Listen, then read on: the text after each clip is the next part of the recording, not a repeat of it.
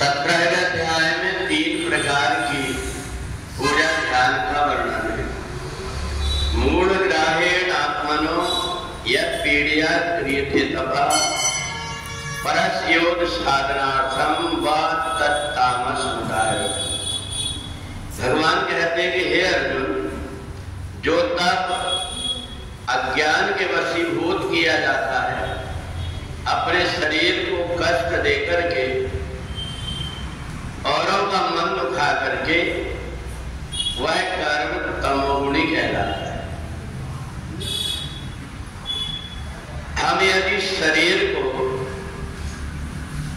साधना करना चाहते हैं तो शरीर की साधना करने में उसका किस प्रकार से साधना करें हम, ये बता। समोदमा तपा शौचम।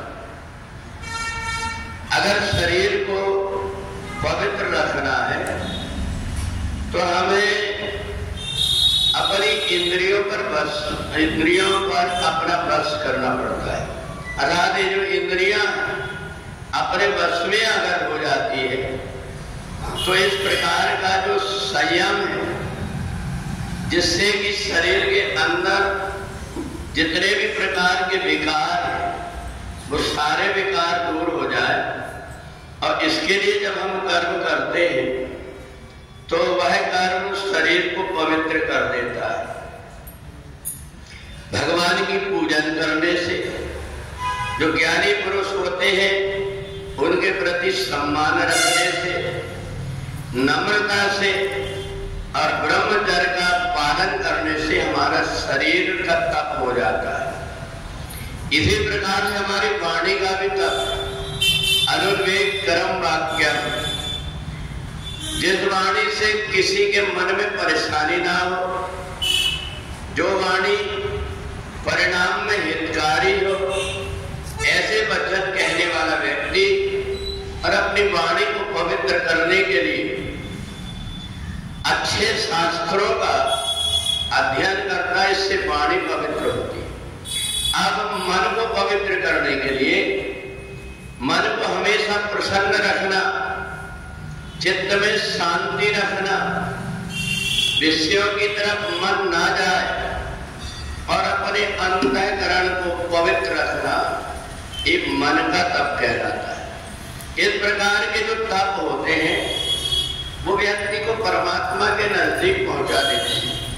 पर कर्षयंता या शरीर को हम सोचते हैं कि कष्ट दे करके हम अगर गर्मी के दिन में धूली जमा करके और बीच में बैठ जाए, हम कांटे के ऊपर, भाले के ऊपर अपने आप को सो करके दिखाएं, इस प्रकार का जितने प्रकार के प्रपंच होते हैं शरीर को कष्ट देने वाले, ये वास्तव में ये जो कर्म होते हैं, ये कर्म हमें सुख नहीं देते बल्कि दुख देते हैं। शरीर के अंदर रोग बढ़ा देते हैं, शरीर के अंदर गंदगी पैदा कर देते हैं और विषयों से ऐसा व्यक्ति ढक जाता, कई प्रकार की उसके मन के अंदर चिंताएं होने लगती, कई प्रकार से वह अपने आप को परेशान अनुभव करता, पता ही नहीं लगता उसको ये क्या हो रहा है, परंतु उसने अपनी क्रिया बिगाड़ लिया। शरीर को पवित्र करने के साधन भी है, वाणी को पवित्र करने के साधन भी है और मन को भी पवित्र करने के साधन है। पर इसका ये मतलब नहीं होता कि शरीर को कष्ट देने से हमें कुछ हासिल मिलता हो, ऐसा कुछ नहीं। इसको भगवान ने तमोगुणी बताया।